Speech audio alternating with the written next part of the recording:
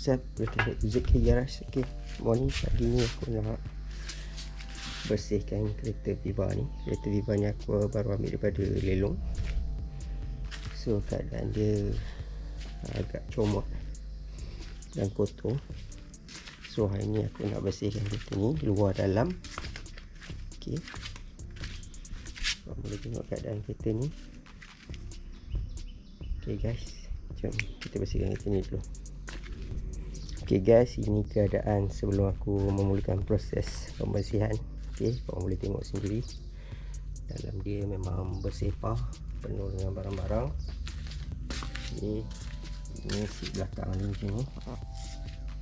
Ada buku kat atas ni, bawah dengan penuh botol. Okay, keadaan seat depan.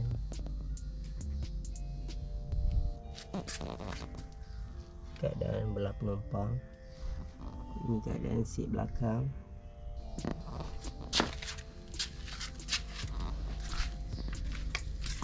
Okay, ini keadaan bonnet dia.